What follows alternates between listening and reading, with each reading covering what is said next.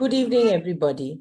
Welcome to today's program, which is to do with peace, because today is the 23rd of February, the day that we in Rotary, we celebrate it as the World Peace Day. And today is the 119th year since Paul Percival Harris started the first Rotary Club in Chicago. Thus, this day, the 23rd of February, is named the World Peace and Understanding Day for all of us. As far as peace is concerned, there are a few words which go around with us and which actually says all about the peace that we all believe in. Together, we see a world where people unite and take action to create lasting change across the globe, in our communities and in ourselves. So this evening, we are going to discuss about peace because Rotarians believe in lasting peace. And we have three wonderful speakers. First one is a childhood friend of mine, professor, and all the good things that I would like to tell about him will be said by past President Rotarian Shubhajit Roy. Shubhajit, please go ahead. Thank you, Shyamastri, and good evening all. Before we introduce our first speaker, how does the term peace originate from? It's found in the Anglo-French paix, an old French word paix, meaning peace, reconciliation, silence, and agreement. Throughout the human history, the earth has been a land of conflicts, struggles, and wars. It seems like we have never seen a day of peace. It started from the early days of creation and continues to the present day. Is there something serious wrong with our progress and development? And if we do not check this in time, there could be disastrous consequences for the future of humanity. To show us a path towards peace, our first speaker for the evening is Dr. Professor Sanjoy Mukherjee, who heads the Sustainability and Liberal Studies Group, Indian Institute of Management, Shillong. He's a graduate in mechanical engineering from the Jadavpur University, Calcutta, and he obtained his postgraduate diploma in management from IIM Calcutta and PhD from Jadavpur University, Kolkata, of course. Till September 2009, Professor Mukherjee was working as a management at the Management Center for Human Values, IIM Kolkata, and he has participated in international workshops and academic dialogues at the University of Quebec, Sloan School of Management, MIT, Harvard Business School, Oxford University, UNESCO Paris, Stockholm Business School, Copenhagen Business School.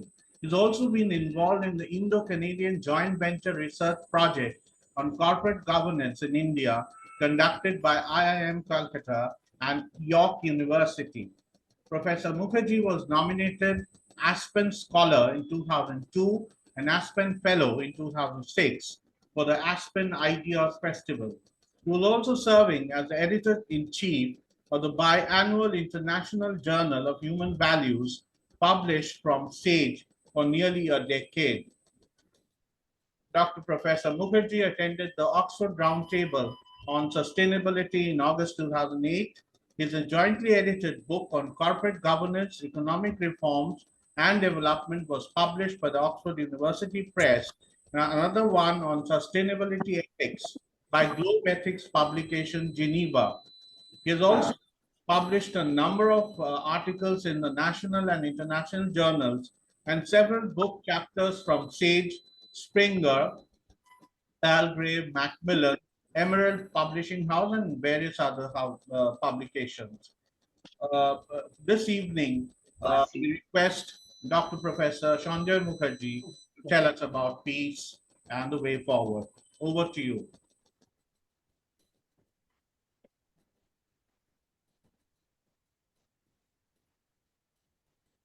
Am I fully visible? Yes. Yes, you are. And audible also, I mean. Certainly. Thank you.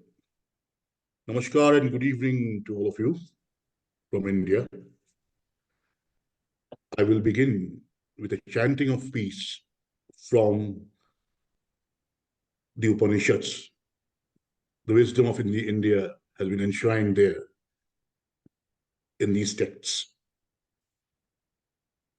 Vang me manasi pratisthita mano me vachi pratishthitam avir maedhi vedasya maistha shrutam me ma prahasi anena adhitena ahoratran sannadhami ritam vadishyami satyam vadishyami tanmam avatu tadvaktaram avatu avatu mam avatu vaktaram avatu mam avatu vaktaram.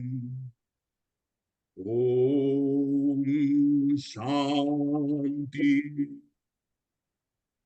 Shanti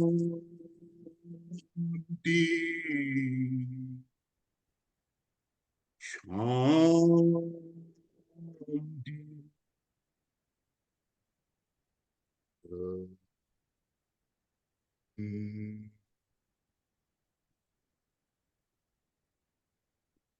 This is how the ancient sages of India had begun their conversation with the students.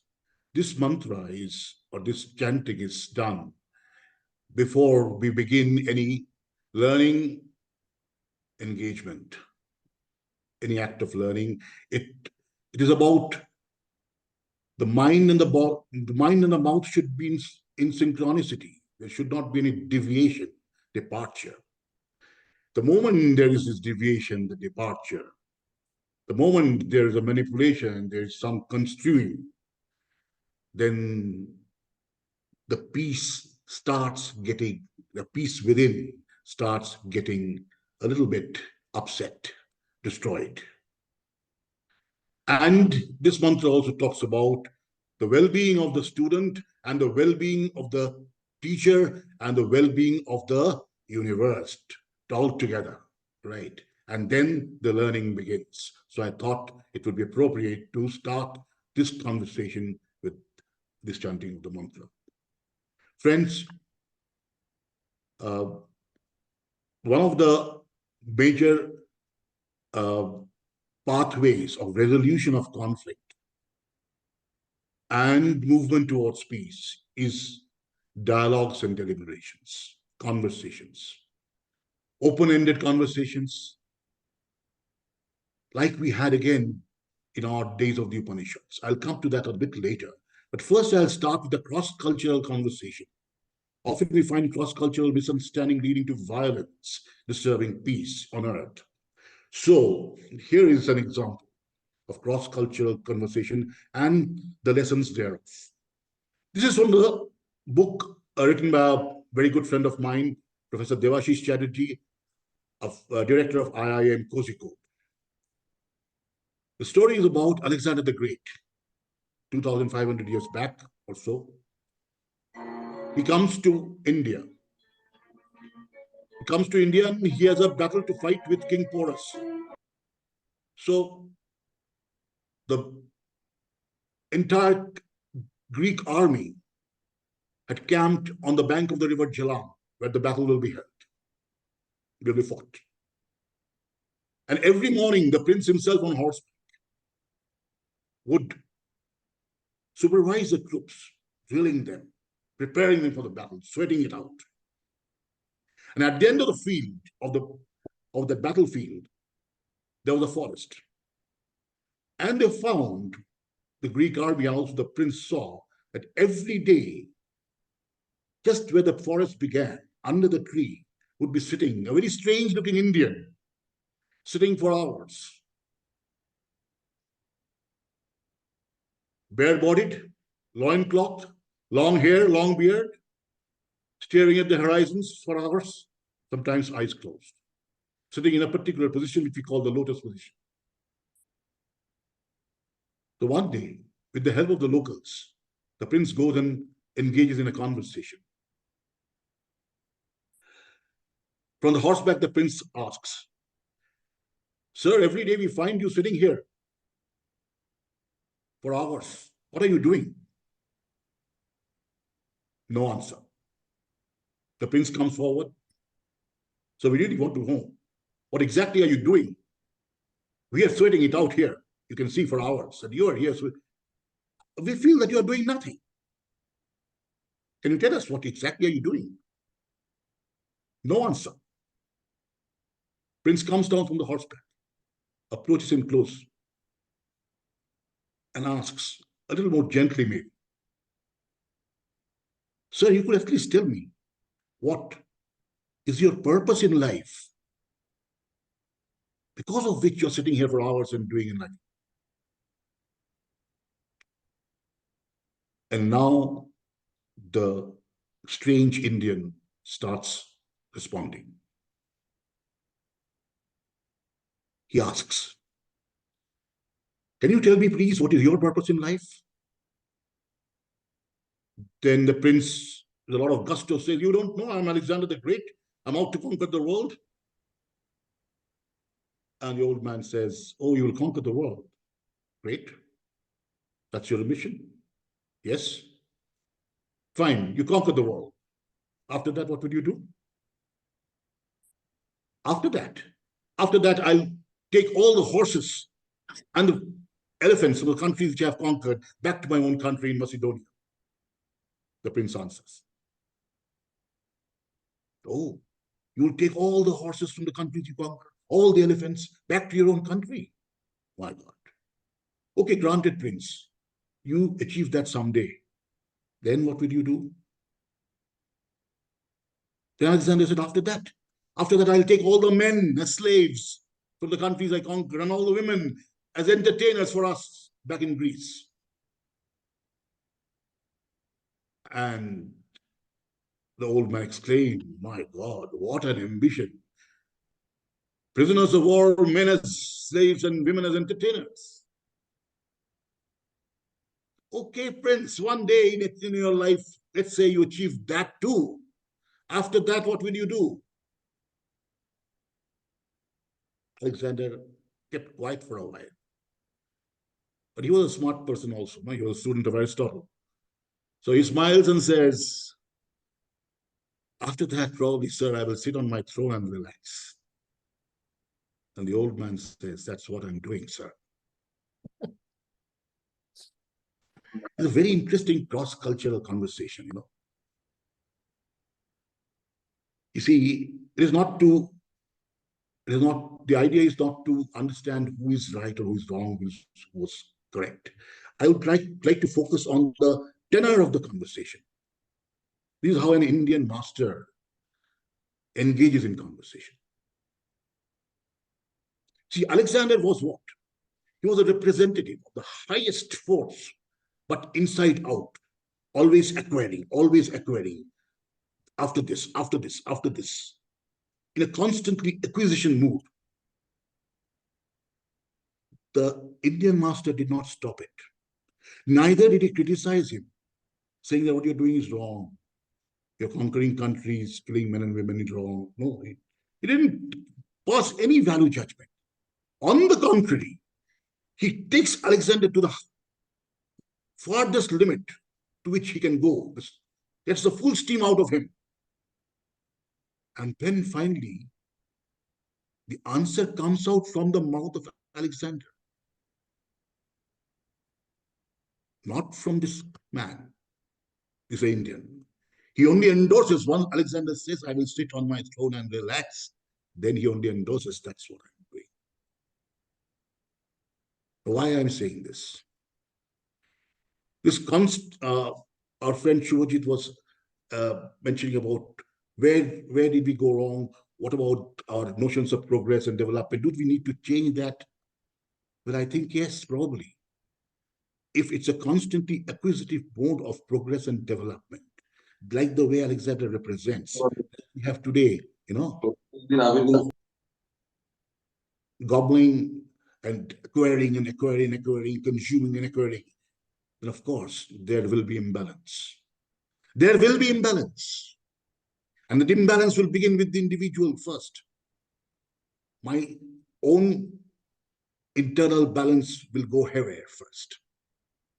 I, as an individual, I have two directions of my energy flow.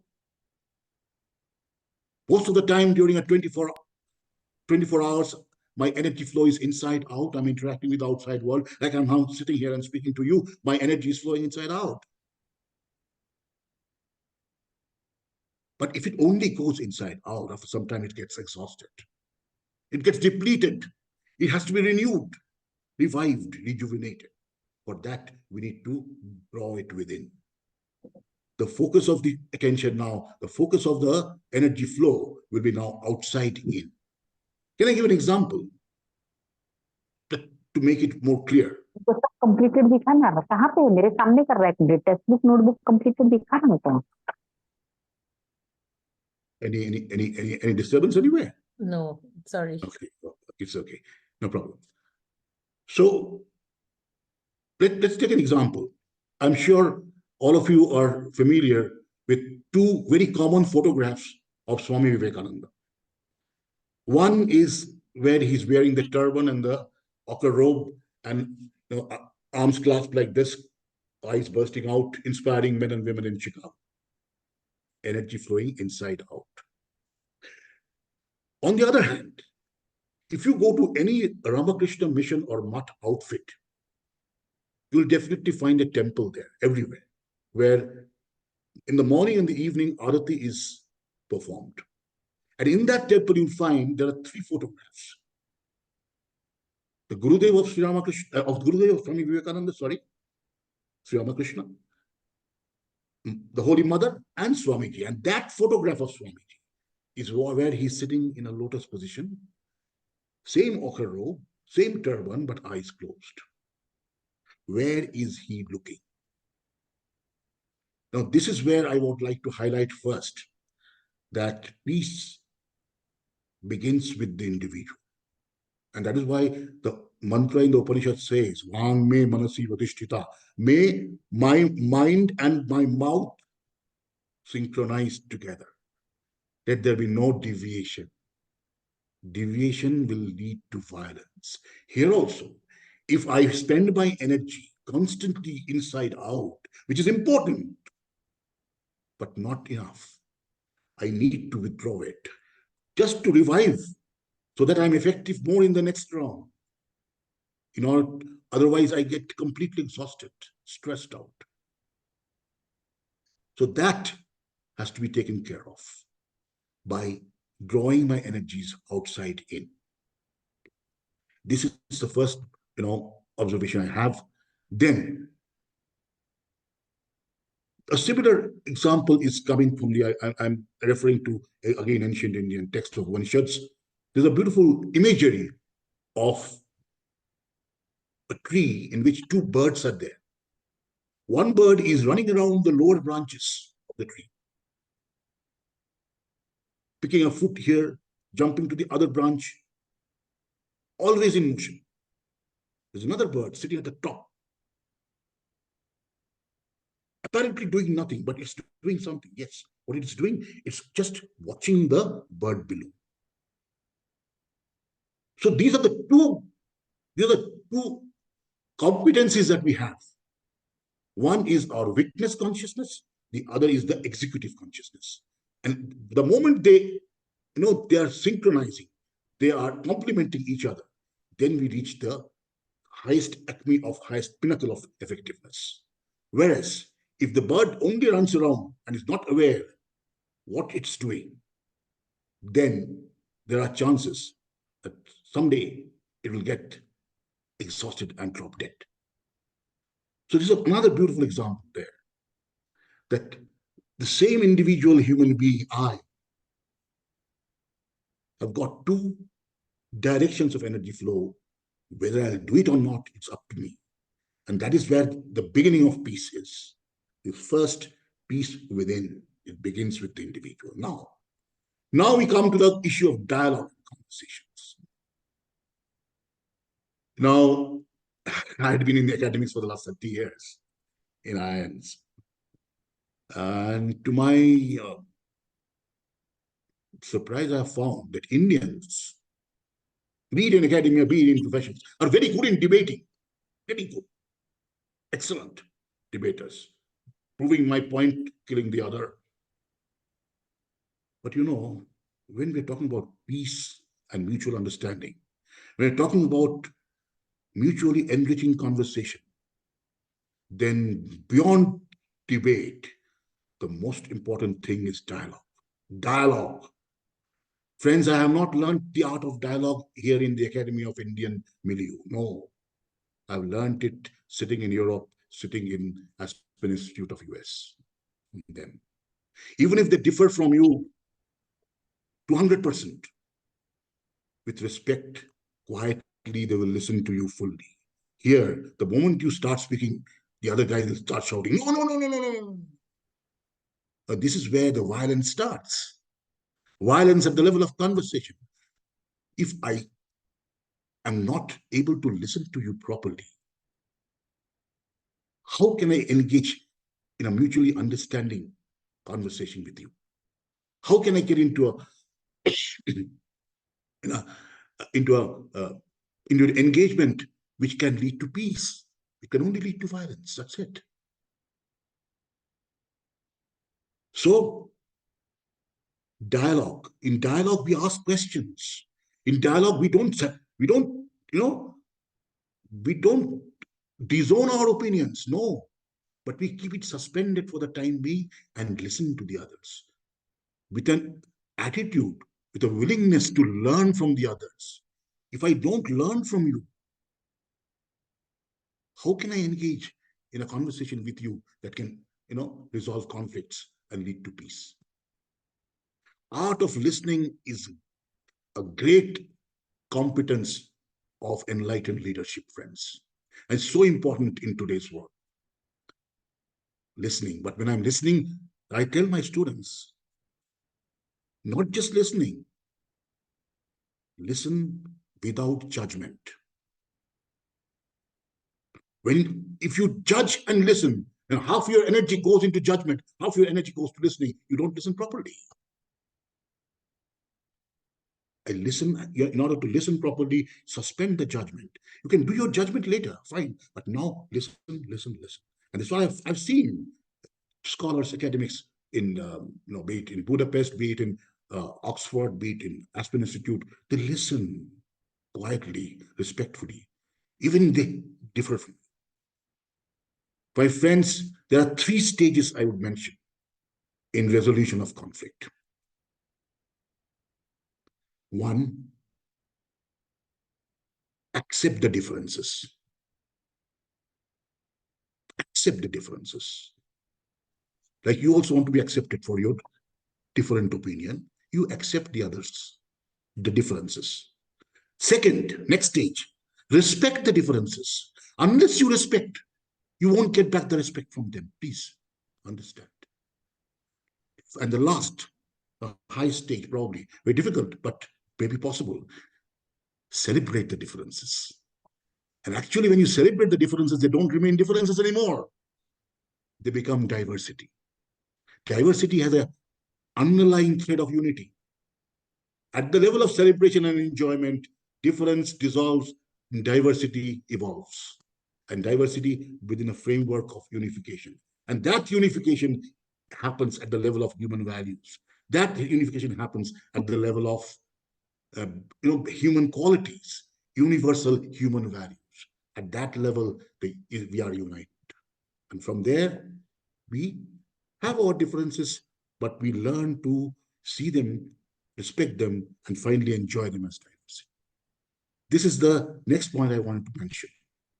And the third point, or the last point I would like to mention here is again from the great Indian text, the Bhagavad Gita.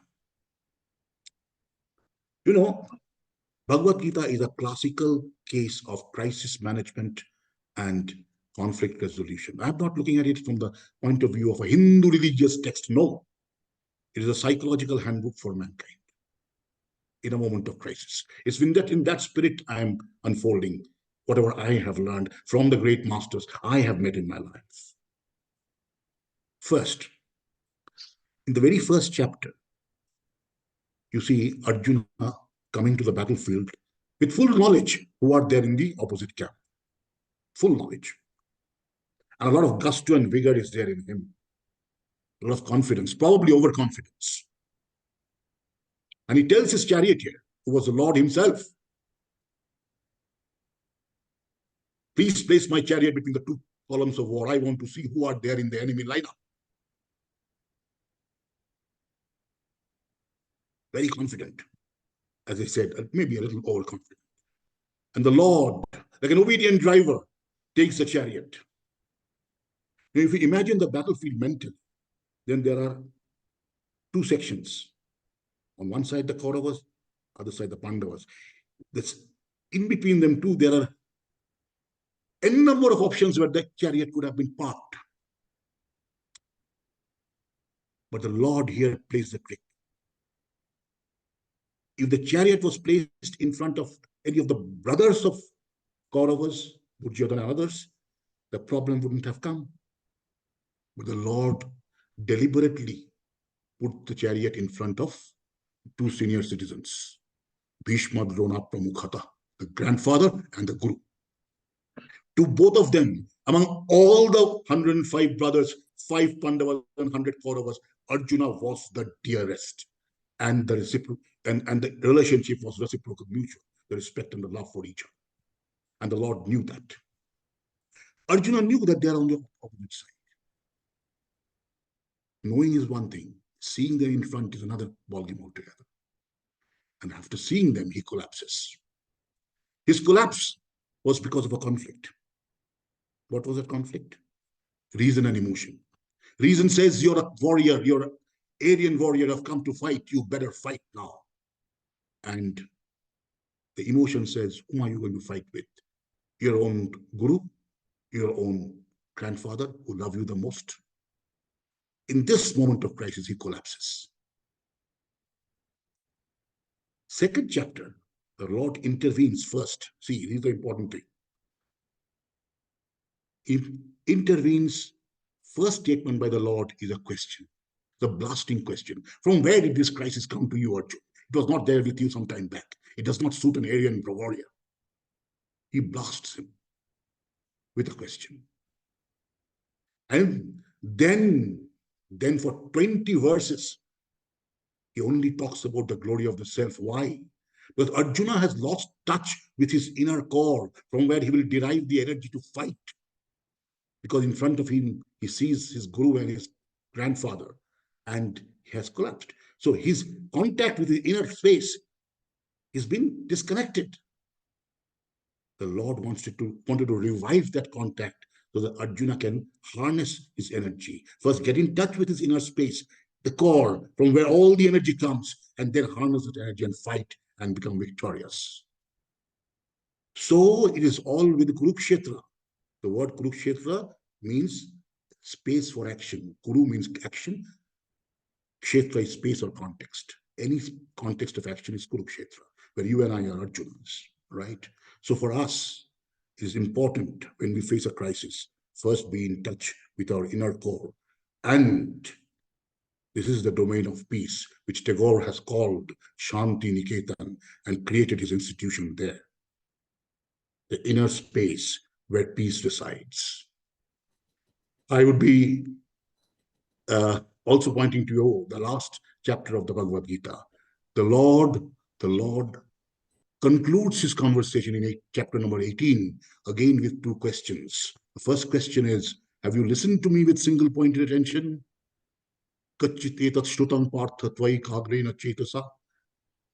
Next question. Has it solved your problem, which invaded you in the very beginning, attacked you?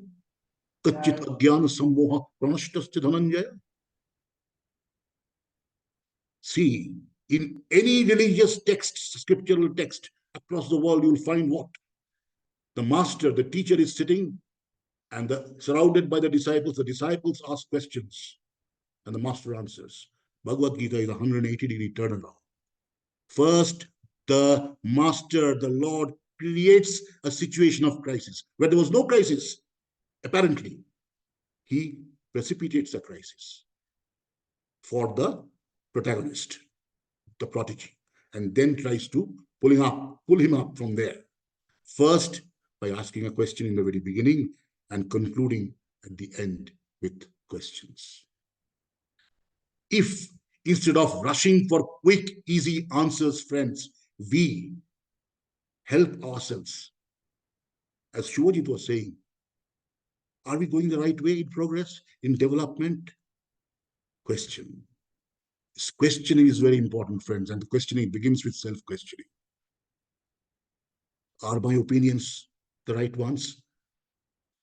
Am I having the only say in this matter? Ethics and values is about what? It's about reaching out to the others, include the others, accommodate the others. Without that, without that reaching out, without that, inclusion and diversity, everyone is talking about these things today. So, but without that inclusion, that we cannot have peace, neither within nor without. And it begins with questioning. That's what the Lord has shown us. First statement by the Lord in Bhagavad Gita is a question. Check out. Last statement by the Lord again, 2 questions. I would conclude with a poem by Rabindranath Tagore in the same tenor. 27th of April, I think, 27th of July, I think, or 26th, 10 days before his death, lying down in his bed, deathbed, he dictated this poem and someone wrote it down. The first day's sun in the beginning of life asked a question, who are you? No answer came. Year after year went by, the last day's sun, the last question asked, in the western seashore on a silent evening, who are you? There was no answer. প্রথম দিনের সূর্য প্রশ্ন করেছিল সত্তার মতো আবির্ভাবে কে তুমি মেলেনি উত্তর বৎসর বৎসর চলে গেল দিবসের শেষ সূর্য শেষ প্রশ্ন উচ্চারিল পশ্চিম সাগর তীরে নিস্তব্ধ সন্ধ্যায় কে তুমি পেল না উত্তর. It's very important, friends, to keep the questions alive so that we are not cocksure about the answer and our answer is the only answer. That is the starting point of violence. That is starting point of decay of peace. That my answer is the only answer and the valid answer, friends. So, often my students say, sir, you're only talking about, Vivekananda and Tagore and big people and Gita and all. What are we supposed to do? We are common human beings. What will we do? So, even that includes me and many of us here also. So for us, again, Tagore has left the answer for us. And I'm concluding now. The sun is setting in the western horizon. The sun is setting in the western horizon, looks at the world, asks, who is there now to show the light? I'm leaving. The world is silent. It's darkness all around. In a far corner, a little lamp lights up and says, sir, I will do the best that I can. Yes, we are not Tagore's, we are not Vivekananda, though we have the potential, but now probably we are not. But we can all be a little lamp. You can imagine in an evening in a village, darkness falls, 100 lamps light up. Such a peace prevails, isn't it? That is Shanti. Om Purnamadaha Purnamidam Purnat Purnamudachyate Purnasya Purnamadaya Purnameva Vashishyate. Om Shanti Shanti Shanti.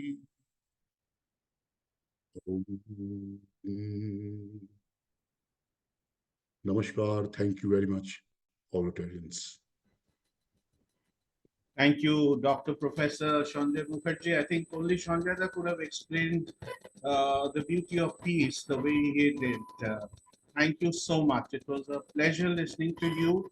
And before we move on to our next esteemed speaker, I request past President Shumango Sen to present a certificate of appreciation on our behalf to you, Sanjada.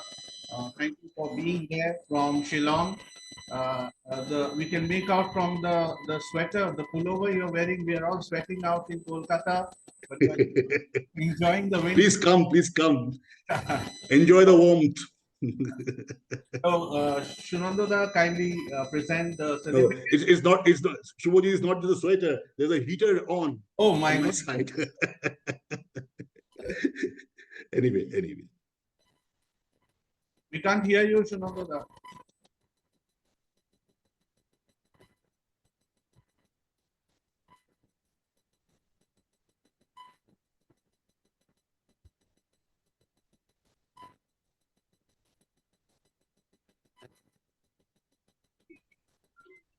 Please unmute. We have asked him.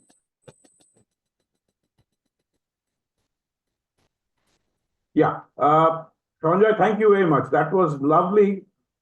And on behalf of Calcutta, Rotary Club of Calcutta Metro City, I'm just going to show you the certificate of appreciation, which we will forward to you later on by email. So this is the certificate we have made out for you. And can you see that?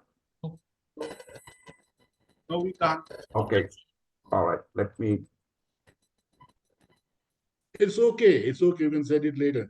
It's a pleasure seeing you, Tunando. Yeah, same here.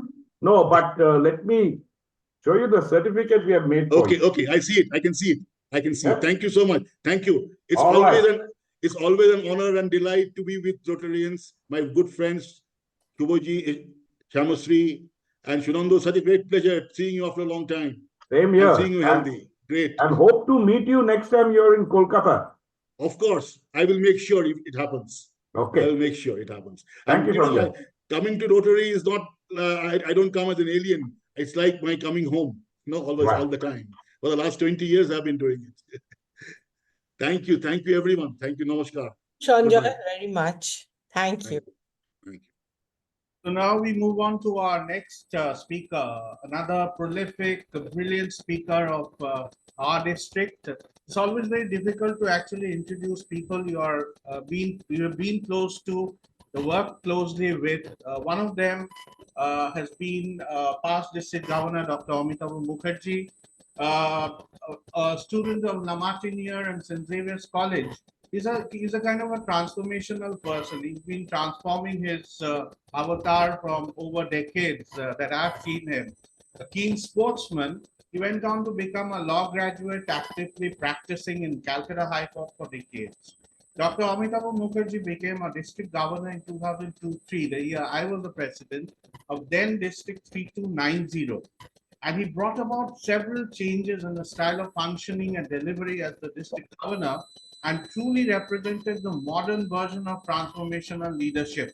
In fact, I've been advocating this kind of leadership for the past few months, and I think this is the man I think we can always put up as an example of transformational leadership. He served as a director and trustee of the Shankara Mitralaya Eye Hospital and played an important role in setting up of the Rotary Hospital in Kolkata in Salt Lake. Transformation has been part of his life as he earned his PhD from USA on NLP and started regularly practicing past life regression and allied subjects. He has been a prolific speaker, as I said before, and today he shall speak on peace through his glasses. Past District Governor Dr. Amitava Mukherjee. Thank you, Shubhajit. Can you hear me? Yes, loud and clear. Okay. Good evening to all of you, my friends. It's wonderful to see Sanjoy after such a long time. I think the last I saw and heard him was in the year 2050 when he came for Shamasri's conference. Since then, he has undergone a lot of changes, and prime amongst that is his spiritual bent. It's indeed exhilarating time hearing him speak on such an important subject. Thank you, Sanjoy. And I also acknowledge the presence of one of my mentors in Rotary, Rotarian past governor Deepak Kapur. Deepak was our trainer when we trained 21 years back. And by appearance, he still appears to be the same young, dapper personality that he was. My friend, today, whatever had to be said about peace has been already spoken about by Sanjoy. Now, Leo Tolstoy in his book, War and Peace, wrote a very wonderful line in which he said that peace is not the absence of war. Peace is a state of balance and understanding in yourself and between others, where respect is gained by the acceptance of differences, tolerance persists. Conflicts are resolved through dialogue. People's rights are respected and their voices are heard, and everyone is at their highest point of serenity. What a wonderful observation. But all this is something which we hear about, which we read about, which we want to practice, but we hardly ever get an opportunity to. If you ask me my opinion on what peace is, I would just say that peace is Rotary and nothing else. Rotary is a walking example of what every single organization in this world working towards the achievement of peace and understanding, Rotary is a walking example of that. Why do I say this? I am not going into the rhetorics of peace and conflict resolution, etc. I'll be giving a few examples in which you will realize how Rotary brings peace into mankind. My friend, as Sanjay rightly said, and he quoted Tagore in this, that when the sun was setting, he asked that I am going, but who's going to take my place? A small little lamp said, I will do my best. Rotary is that small little lamp. It's doing its best to bring peace to this world. How? By rendering service. Mother Teresa once said that when your heart wants to give and you want to do something, then listen to no one, because then it's a dialogue between you and your maker. Similarly, Rotary is a walking example of that. I have had the wonderful opportunity of serving Rotary for almost 40 years now. And I have come across many instances of where world peace has been built brick by Rotary. Brick by brick. I go into the village of Nepal where two little children used to fend for themselves. The mother had left them, the father was dead, and a local lady posing as the grandmother of these children used to make them toil hard, and they had no respite. The boy was all of 7 years old, and the girl was around 12 or 13. The Rotary Club, which used to look after this, was a club called the Rotary Club of Yala Patan. And when I went as the governor to see this place, fortunately for us, there was a group of people from Sweden, amongst whom was one lady who was aspiring to become the first Swedish lady mountaineer to summit Everest. She was with us, and she was touched by this girl's plight and asked her, what do you want to be? The girl, through an interlocutor, said, I want to be a doctor. The lady said, look, if I manage to climb Everest, you're going to be a doctor. She did manage to climb Everest. And the next thing that we know is that she transported this little girl and little boy to her country, trained them up, and then insisted that they come back to their own country and serve as doctor. Many, many years later, when I visited Nepal, which was by then a separate district, I asked to see this person who was then not in Yala, but she was working in a hospital in Kathmandu. And when I related this incident to her, that this is how it happened, she just said, it's only because of Rotary. And she cried. I couldn't hold back my tears because that is the essence of peace that Rotary provides.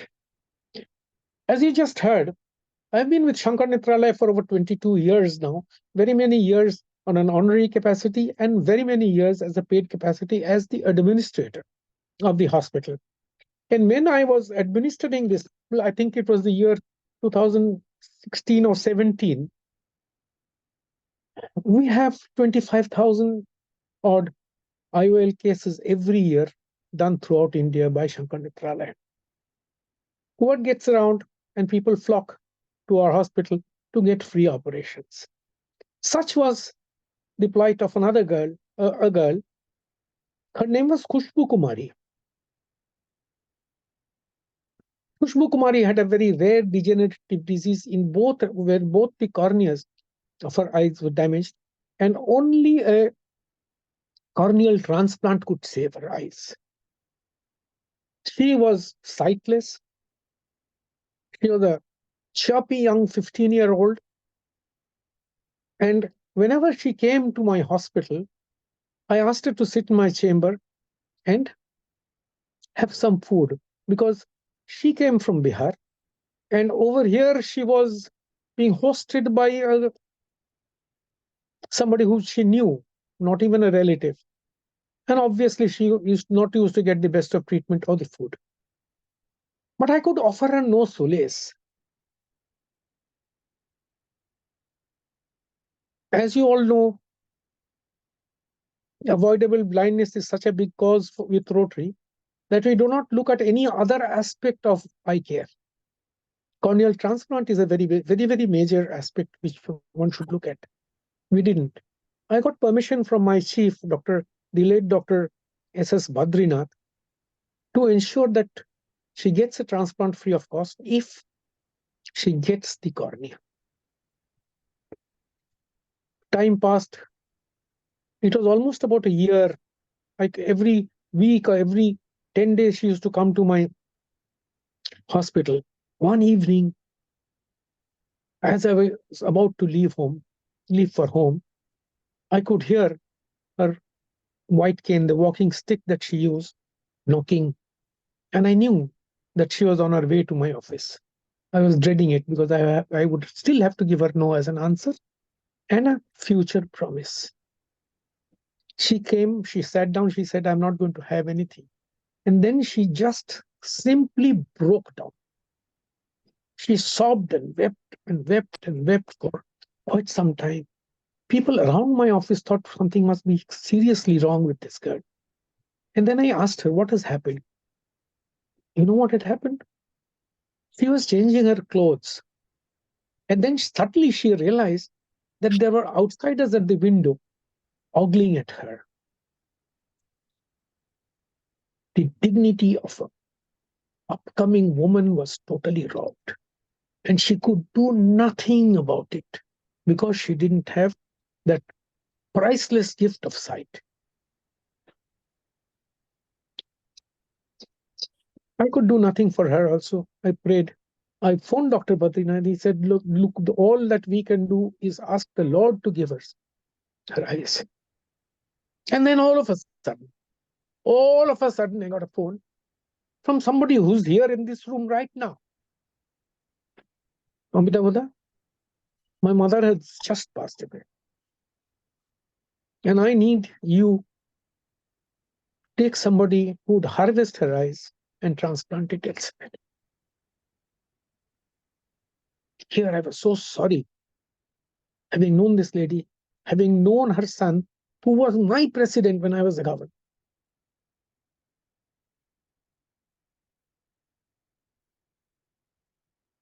even then. The opportunity of getting that eye and getting it transplanted onto Khushbu Kumari was so great that I forgot every other rule in the book. Called up Khushbu Kumari, she was glad. She came. To cut a long story short, Shubhajit's mother's mortal remains were cremated 3 days later for family reasons. By that time, the cornea of her eyes were transplanted into Khushbu Kumari's, and Khushbu Kumari could see. Can you just imagine what kind of peace came into her? That is Rotary at work. And that is how Rotary serves. Had I not told you this story, you would have never known anything about it. Presently, we have a gentleman who is the district governor in our district. He was a member of a club which was 8 members strong. But he was very, very ambitious. His eyes were full of dreams. And everything was on eye care. He went to the then district governor of our district. Much later, the Rotary International President, Shekhar Mehta. Shekhar was busy and he said that, look, you go to Amitava. He will help you put up a hospital. I dismissed the idea of a hospital by a club which was 8 members strong. I told him that, look, I don't think you can make it. He said that, no, Dada, the place where I come from needs an eye hospital. Such is the state of the people over there. And he kept on persisting.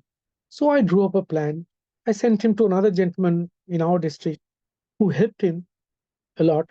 And then together with that, we had Lord Krishna himself in Shekhar Mehta, who bankrolled the venture, which was a small little eye hospital in a rented place.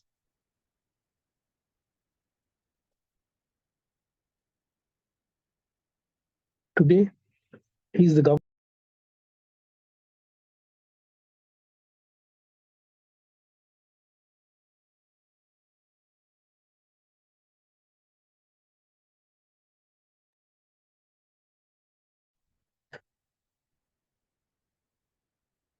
Can you hear me now? Shubhajit? Yes, you can. You can be heard. Yeah. And he has helped put up 40 hospitals, not only in our district, but today I got an invitation from Bardhaman where he's putting up a hospital. And Bardhaman, I've been trying for this place to put up a hospital along with 2 clubs in Bardhaman, but I have not succeeded because I didn't have the dream in my eyes. DG Hira had it. And that's why he's done it in association with District 3240. Can you imagine the amount of peace that would come across the world with an eye hospital in your own backyard? Forget that. I called Hira.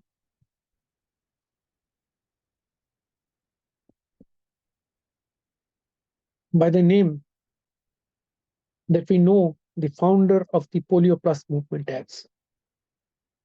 Carlos, in 1968, was a club president in Mexico. And he was watching a football match where he was presiding over the award-giving ceremony. 6 children were stricken by polio. And he asked a very pertinent question. Carlos's friend was Dr. Albert Sabin,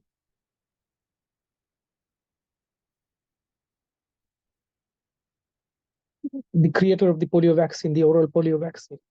He asked a very pertinent question. If polio is a vaccine-preventable disease, what prevents us from putting that vaccine in the mouth of children worldwide? Who was he addressing this question to? The entire world at large. who would hear him?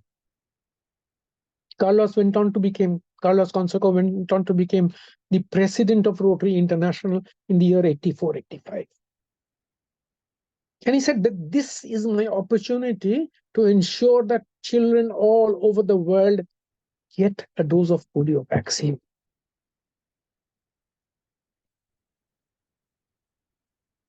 He collected 400 million US dollars, purchased the entire stock of polio vaccines from the manufacturers, and gave it to the countries of the world, led by the United States, and told them that, look, we don't have a stake in this, in giving the vaccine, but we are a small little band of people, just 1.2 million.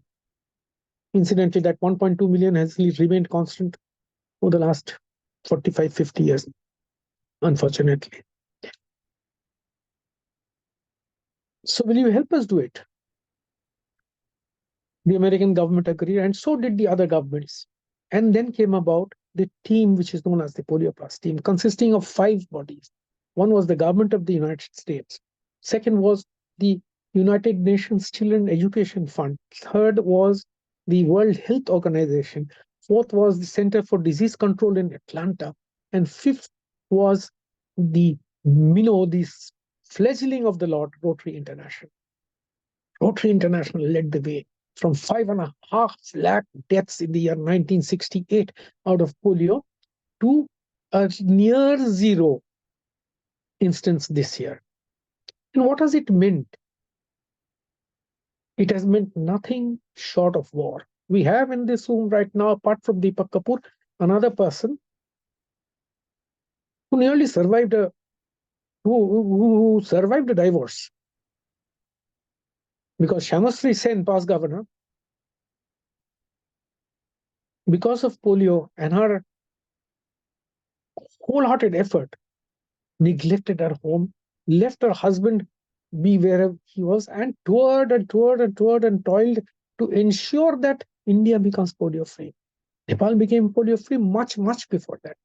But always remember this, that we have flexible borders. And a virus is no respecter of political boundaries. So it can happen anytime. We've been to places where we've gone to vaccinate people, and we have been told that, why are you coming for polio? Polio does not exist.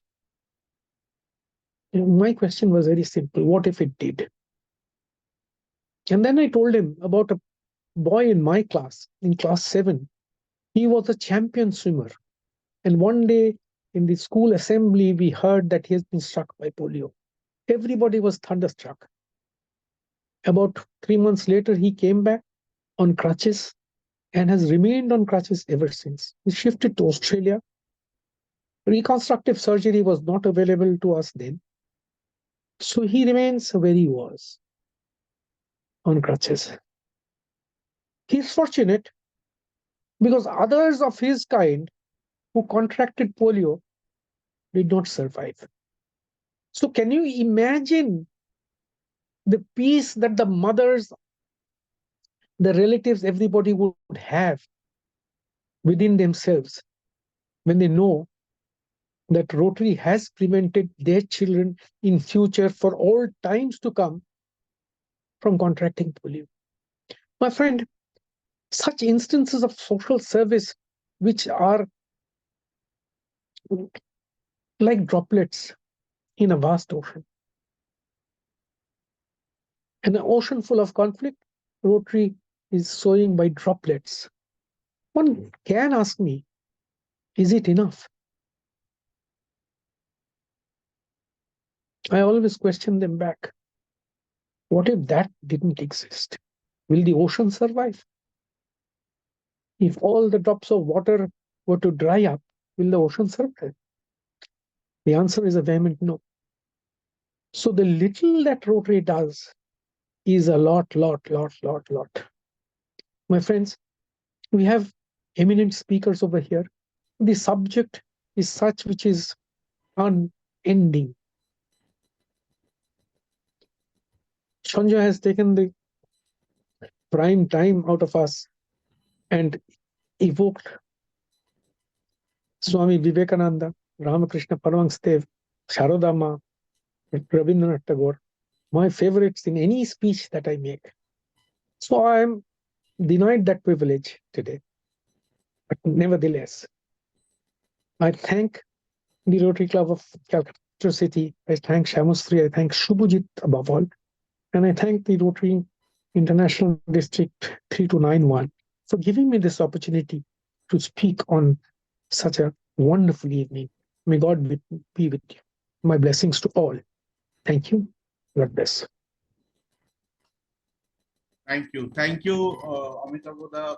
You always manage to bring tears when you speak. And for me, this was one more occasion when I could actually, look back at those days when you actually helped us do something, to give something back to the society. And that's what we are all here for from Rotary. Amitava, you will be happy to note that you have a baby out here. You chartered a club, RC Rajdhani, Nepal, and Oh my God, what a pleasant he's here surprise. and he gives his greetings to you. I'd Thank you very much. My loves to everybody there. like to acknowledge the presence of past District Governor Anshuman Bandyopadhyay here. Also, DGND Taposh Bhattacharya is also here, apart from everyone, which we will acknowledge and say a formal thank you later on. But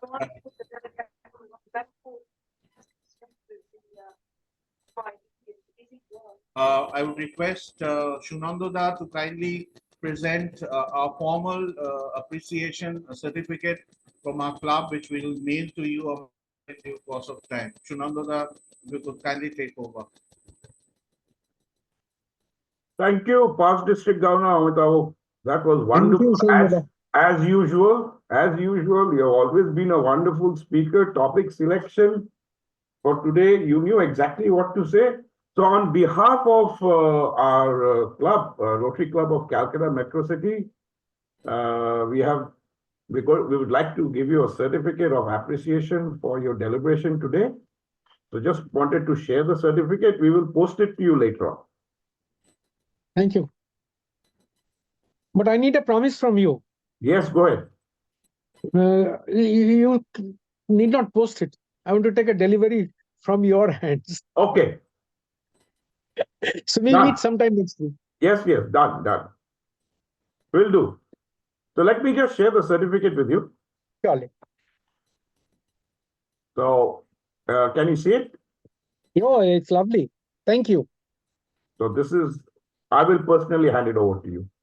Thank you very much. Thank you very, very much. Thank you. I'm much obliged. Thank you. Thank you, Shunandoda. And now we move on to our the last speaker of the evening, but one of the inspirational leaders of Rotary that I have come across over the years. Though he may not remember, but there was a time when we could work with him for the media outreach, and I was privileged to have done that. Transformation, as I said, is my favorite word in Rotary now. And he is perhaps another representative of that kind of leadership. An alumni of St. Stephen's College, Delhi University, and a fellow member of Institute of Chartered Accountants of Delhi. He joined his family business in 1979, a business which started in 1888. He was born in a Rotary family and became a member of Rotary Club of Delhi South, and is a third generation Rotarian.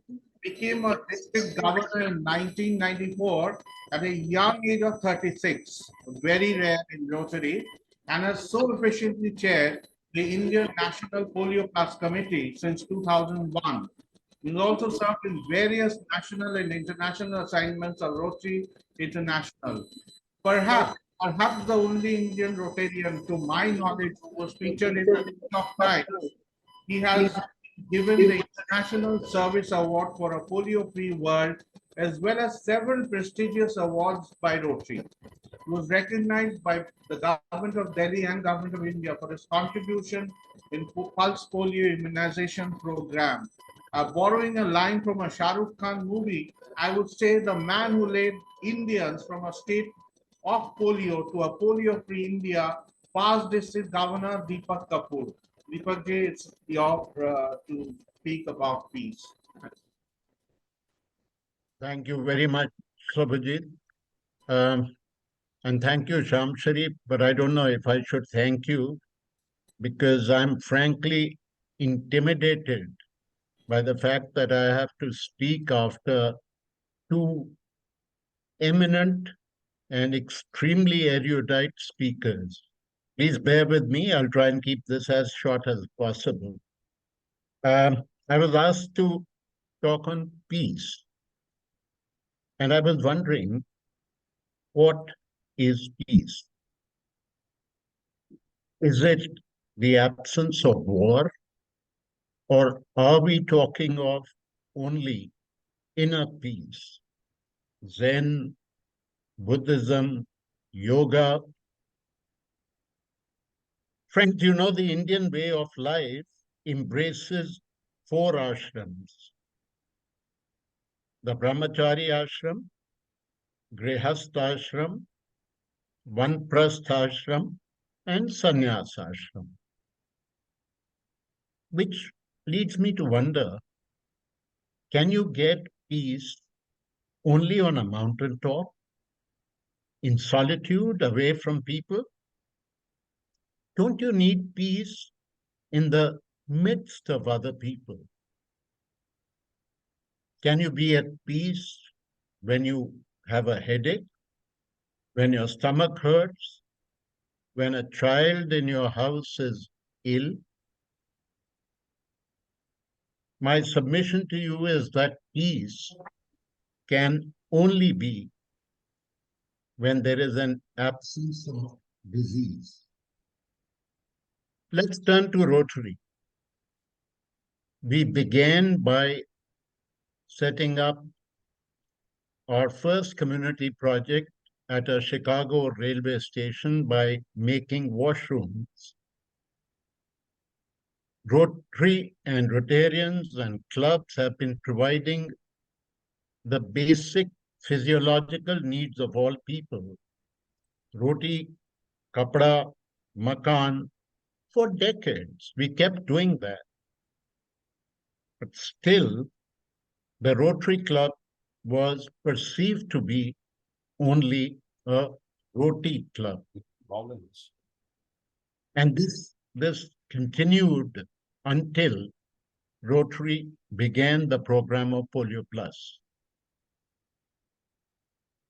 Today, because of Polio Plus, the media toasts Rotary, the government respects it, the United Nations proudly calls itself a partner of Rotary. Friends, in modern life, we have so many new means of communication. But these new means of communication, be it television, be it WhatsApp, be it Instagram, they all tend to shatter our peace. Because what do we see on them usually? What is blown up is always rape, murder, scams, political shenanigans, bombs. The world has shrunk. When the US sneezes, Asia catches a cold. When Europe hurts its legs, Africa starts limping. We live in a global village with no peace. The Upanishad said it, Confucius hinted at it, that when there is peace at home, there is peace in the community. When you have peace in the community, you have peace in the country. And when you have peace in the country, the entire world is at peace. How can you have peace at home when someone is sick? let's switch tacks. Today's wars have no muskets, no cavalries charging. We have weapons out of Star Wars. Everywhere you have images of falling skyscrapers, huge craters, widows, orphans. You know, in the Napoleonic Wars, 8 times more people died from infectious diseases than from battle wounds. In the American Civil War, 2 armies fought, but 6.6 lakh people died because of the Third Army. That's what it was called. The Third Army, consisting of pneumonia, typhoid, dysentery, and malaria. And in today's world, we also have AIDS, Ebola, polio. Since 2001, more than half of the outbreaks have been in conflict zones. Why? Because when you have conflict in a region, there is no detection of disease, no response to detected diseases, and obviously no containment of the disease. Let's look at the economic ramifications. Do you know that the cheapest battle tank costs $9 million? $9 million is the price of one tank. The US federal price tag post 9/11 on wars exceeds $8 trillion. That is more than 664 lakh crores. So where does Rotary come into all this? I believe that Rotary's initiative of setting up peace centers is a tremendous innovation, and the results will show, perhaps not in our lifetime, but certainly in that of our children and grandchildren. Rotary's emphasis on international understanding through people-to-people contact is the way to go, because that's when doubts, suspicions, angst all dissolve. When you have people going and staying in each other's homes across the borders in different countries, that's when the special bonding takes place. Now, all this is very, very, perhaps the benefits are way in the future. What has Rotary done for peace in current times?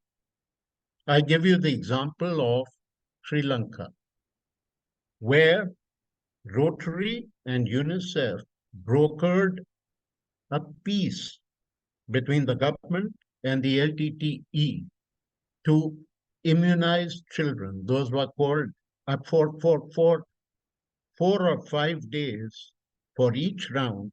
All fighting would cease, thanks to the initiative of brave Rotarians and UNICEF officers who went and spoke to the leaders in the LTTE only to immunize children against polio. Do you know that in Afghanistan, Rotary and UNICEF again, with the help of WHO, have been in constant dialogue with different Talibans. You know, of course, that it's not just one Taliban. There are several Talibans, and Rotary has been contacting them just to broker a temporary truce for a few days in order to deliver the polio drops to the children who need them. In India, Rotary has acted as a bridge between the center and several states from time to time. I'll give you an example. There was a time when we got a call from WHO to say that I'll try not to name anybody, but we got a call to say that the Union Minister for Railways needs to be contacted because there is a round in Bihar in 3 days from today, and the vaccine is lying in Delhi, and there's no means of transporting it there. Now, I thought the simplest way would be for the Chief Minister of Bihar to ring up the Union Minister and request that this be done. Unfortunately, the Chief Minister belonged to a political party that was at odds, completely inimical to the party which was espoused by the Union Minister. So the Chief Minister refused to pick up the phone to request the Central Minister. To cut a long story short, 4 or 5 of us went and sat in the anteroom of the Railways Minister for 6 hours and finally got an audience. And we told them that children of your state will be at risk. They will suffer unless the vaccine is transported again. I mean, I won't go into what all arguments were given to him, but the net result was that the vaccine was transported by train and the round was held. There are dozens of examples which can be given of how Rotary has managed in India, in Afghanistan, in Sri Lanka, in Pakistan, in different places to reach where we have reached today. Last year, there were a total of 1 dozen cases, 6 each in Pakistan and Afghanistan, and fingers crossed till today, in the calendar year 2024, there have been no cases of the wild polio virus anywhere. So what does Rotary, what is the import of what I'm saying? We in Rotary have to remember the lessons that we have learned from Polio Club. First of all, that hands-on projects where individual Rotarians are involved are imperative. The second is that it's not enough to do good. You've got to be seen to be doing good as well. The third, that we've got to demonstrate the internationality, the power of Rotary across borders. And I think this is best exemplified when teams from the US, teams of volunteers from the US, from Japan, from Europe, from different parts of the world come to India to immunize children. They spend their own money. They are ready to brave our mosquitoes, our lumpy mattresses, our food, which sometimes doesn't agree with them, our water, which is at times very difficult for them to drink and remain healthy. Once these team members from abroad come here and go out into the field, quite obviously they are in touch with the local Rotarians, and local Rotarians then are motivated or enthused to accompany them in the field. And seeing this little band of Rotarians going out into the field to immunize children shames, and I say that with complete confidence, it actually shames the local administration to also go out into the field and do the same. So it builds up the momentum, and a lot more children are immunized than they would if it were just an ordinary NID or SNID. So what I've said is hands-on projects, do good, and you must be seen to be doing good. The third is to demonstrate the internationality of Rotary, its strength all over the world. The fourth is that disease control projects strike a chord with every man and every woman. Because what do we love most in the world? Perhaps our children. And when somebody is doing a project that will benefit our children or save our children from such a debilitating disease or any other disease, it strikes a chord.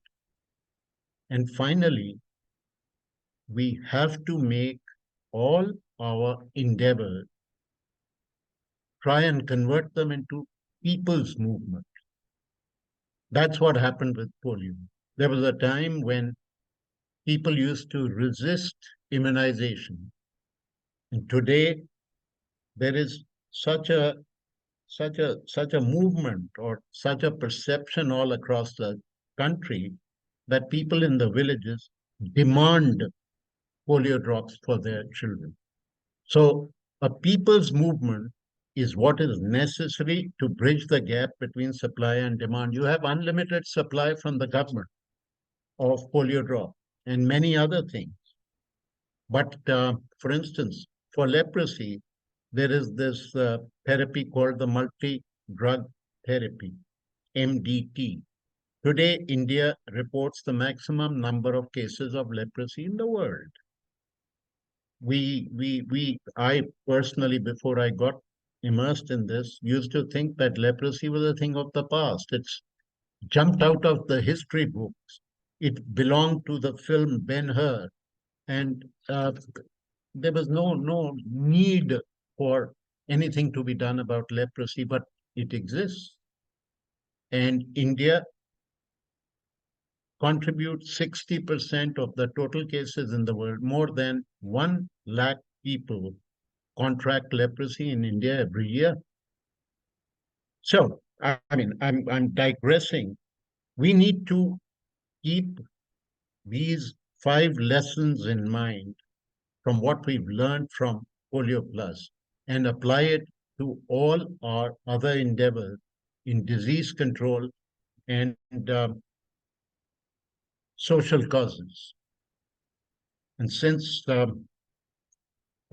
I'm talking to the intelligentsia of Calcutta, I cannot but quote Rabindranath Tagore again when he said, "Where the mind is without fear and the head is held high, where knowledge is free, where the world has not been broken up into fragments by narrow domestic walls, where words come out from the depth of truth, where tireless striving stretches its arms towards perfection, where the clear stream of reason has not lost its way into the dreary desert sand of dead habit, where the mind is led forward by thee into ever widening thought and action, into that heaven of freedom, my Father, let my country awake." Enjoy your dinner, enjoy, and have a very good night. Thank you so much, Past District Governor Deepak Kapur. I think it was a phenomenal sharing of experience, because I think you are one man who can actually guide thousands of Rotarians towards doing things effectively. You proved it, and I think let's not put our guards down. We have an NID coming up on 3rd March. I think Rotarians should be aware, all of us are Rotarians out here, that we can't just let this slip up again. And I think this is something, a message that we all need to carry with us, that Rotarians across India, they have to, because Deepak ji, I just put in a word here, because as a moderator, I have that privilege. I think somewhere down the line, I have been feeling there's a lot of let up in terms of the kind of commitment we had towards Rotary, towards polio in the years gone by before 2014. The kind of commitment that we showed is no longer visible in every district. I think, at least in my part of the Rotary world, it is not visible. Rotarians are not motivated enough to participate in the SNIDs or NIT after a long time. And this is where I think your leadership comes into effect once more. I really look forward to your leadership in the coming days, because you're the motivator who motivated a lot of us during those days. I remember from 2001 to 2014, I have had numerous exchanges with you and with your team, and it was the most motivating part of our journey towards a polio-free India. And once again, I would request you to take that lead. You are still the chairman, but once again, the leadership is needed for us to get motivated. A lot of the Rotarians you see here are newcomers post 2014. They joined Rotary. Maybe they do not know the struggle that we had to go through, you had to go through, and to all, the message is loud and clear. Just be there on 3rd March at your respective polio booths and ensure every child is immunized. I think that is all that we can. Thank you, Deepakji. You're endorsing me, and I'm sure the rest would.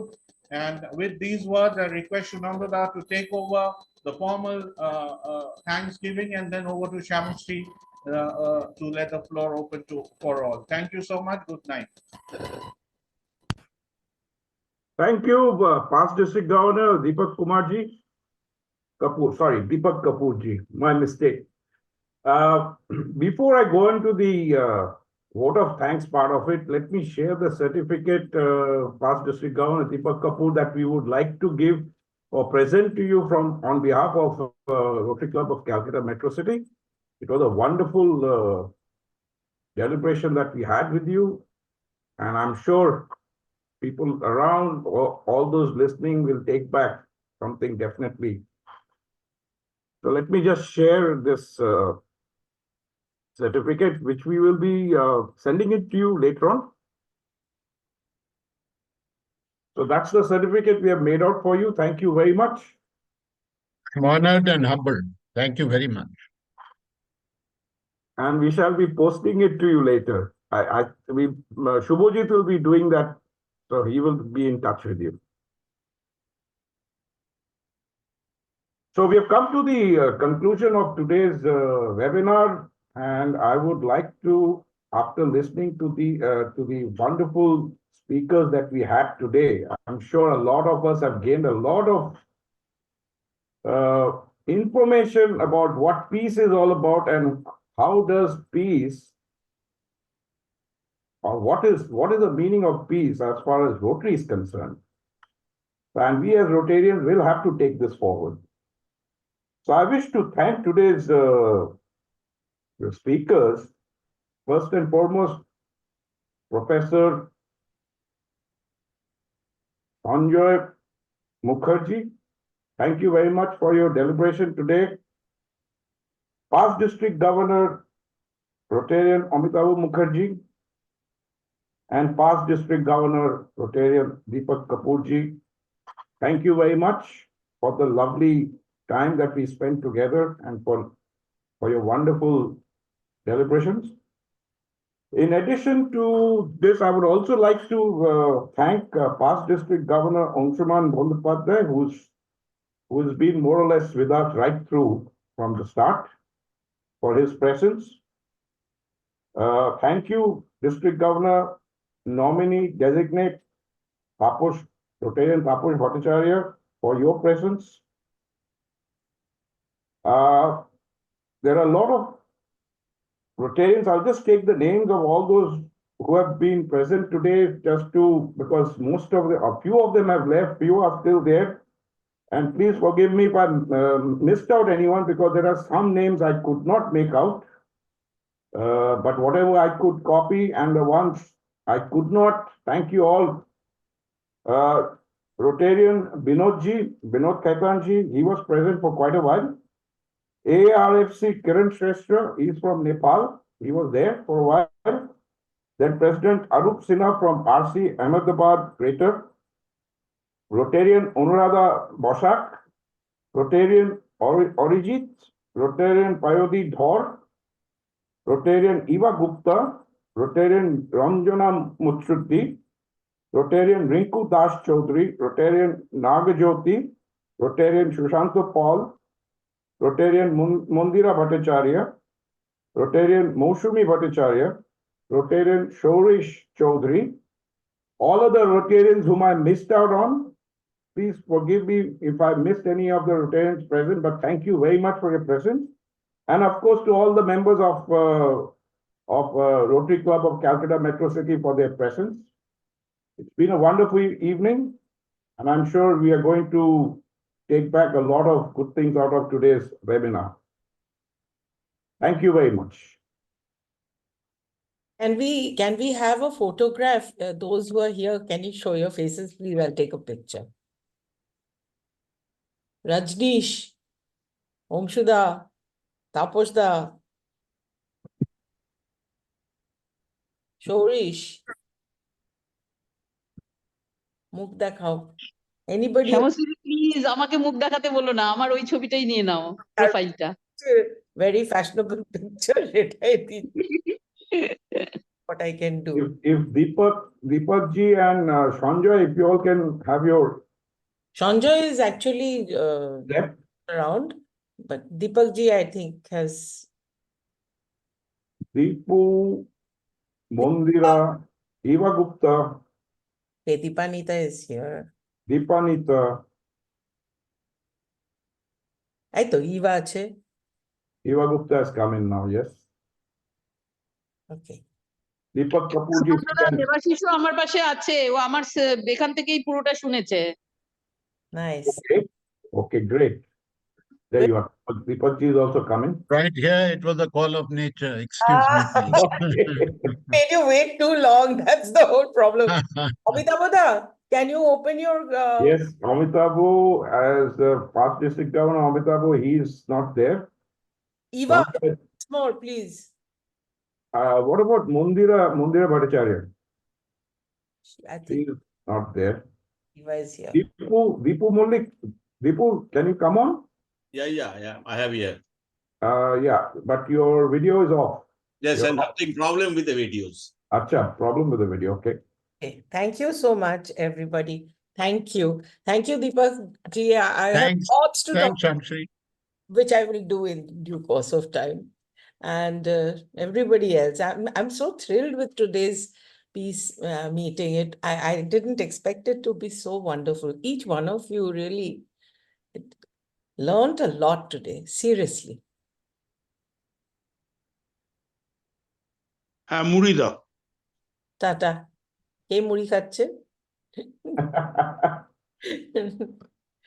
Indrajit da. Indrajit da muri khache rati